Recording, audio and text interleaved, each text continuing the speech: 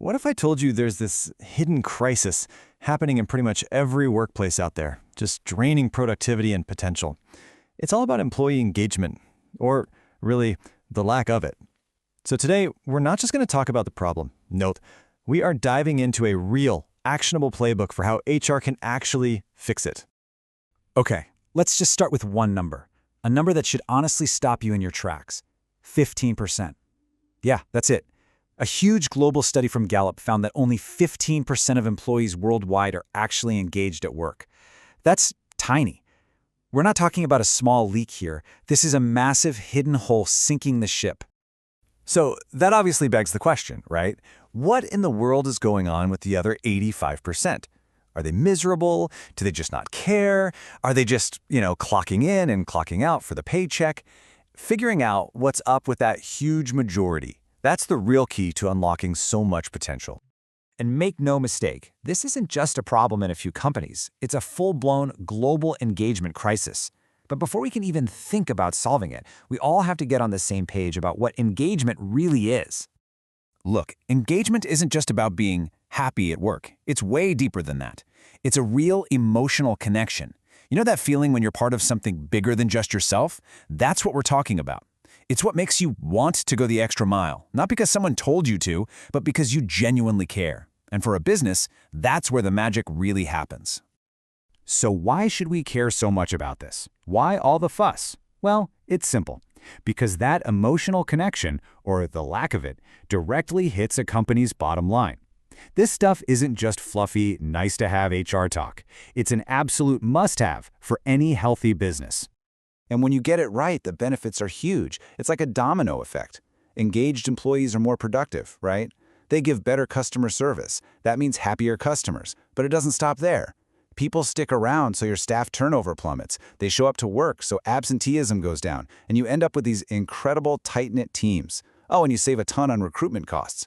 Every single one of these things is a direct result of people being engaged. Okay, so we know what engagement is, and we know why it's so important. The billion-dollar question is, how do you actually create it? Well, the good news is researchers have looked at this a lot, and it really boils down to 4 key things. Let's call them the engagement drivers. Think of these as the 4 pillars holding everything up. First up, you need a boss who actually inspires you. Second, you need to feel like the work you do matters, like it connects to the company's big goals. Third, you have to know exactly what's expected of you. No guessing games. And last, but definitely not least, you need to feel appreciated. You need to know that your hard work is seen and valued. Nail these 4, and you're already well on your way. But here's what's absolutely wild. When you look at that first pillar, leadership, its impact is just massive. Get this. According to Forbes, a mind-blowing 70% of the difference in a team's engagement level is decided by just one person, their manager. That's a crazy amount of influence, right? It all comes down to the boss. And that stat right there brings us to the heart of this whole thing, the HR Action Playbook. We've covered the what and the why. Now let's get into the how. What can HR actually do to move the needle on these 4 drivers? Well, with a number like 70%, where do you think we start? You got it, managers. The most powerful thing HR can do is empower the managers. See, it's not HR's job to engage every single employee directly. It's their job to give managers the tools to do it for their own teams. And we're not talking about some complex, super secret toolkit here. This is about the fundamentals of good leadership. HR can literally train managers on these simple but powerful actions. Things like saying thank you personally, actually listening when someone brings up a concern, giving feedback that helps people get better, not just feel bad, and trusting your team enough to delegate real responsibility. These things make all the difference. All right, next up, how do we tackle that second driver, connecting people's work to the bigger mission? It's all about changing a job from just a to-do list into a meaningful contribution. And you know what? HR has the perfect tool for this, even if it's one that most people dread. Yep, the performance review. I know, everyone groans. But what if we flipped it on its head? HR can totally redesign this process. Instead of it being a backwards-looking chore, it becomes a forward-looking conversation about impact. You link what one person does to what the team needs to do, and you link the team's goals to the company's big objectives. Suddenly, the conversation isn't just, so, how'd you do last quarter? It's, wow, look at the direct impact you had on our success. Okay, Initiative number 3 is all about culture. In HR, they're basically the guardians of the company's DNA. They're the ones who make sure the values on the poster are the values people actually live by. Think of it this way. A good culture is the rich soil where engagement can actually grow. Without it, nothing's going to flourish. And HR fights this battle on two fronts. On the outside, it's all about recruitment. You have to hire for a culture fit, people whose values line up with the company's. You can always teach skills, but fixing a bad culture fit is nearly impossible. Then, on the inside, it's about communication, constantly talking about the mission and values, keeping them front and center so they're part of everyone's daily life, not just something you hear about once a year. And that brings us to our final and maybe one of the most important initiatives, building a culture of appreciation. It's a simple truth. People who feel valued feel engaged. And HR can lead the charge here, moving from just random good jobs to creating a real, systematic way of showing appreciation.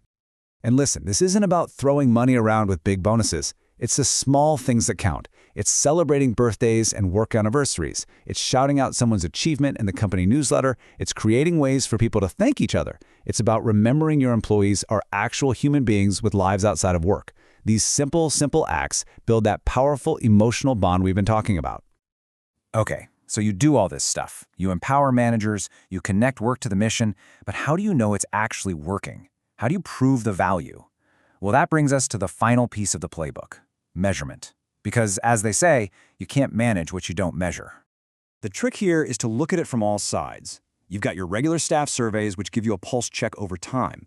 Then you have the hard data, your HR metrics. Are people quitting less? Are they calling in sick less? That's the stuff that shows up on a spreadsheet. Exit interviews are gold, because that's where you get the brutally honest truth. And then you have real-time tools like forums or blogs that can be like an early warning system. You put all those pieces together and you get a really clear picture of what's going on. At the end of the day, this is what it's all about. Engagement can't just be a buzzword on a slide in an HR presentation. It has to be a real, lived experience for every single person in the company, every single day. So, I want to leave you with one final thought, a question for you to take away. It doesn't matter if you're in HR, if you're a manager, or if you're on a team. What is the one conversation you can start tomorrow that can make engagement a real thing in your company? Because tackling that 85% doesn't start with some giant corporate plan. It starts with one person deciding to have one single, meaningful conversation.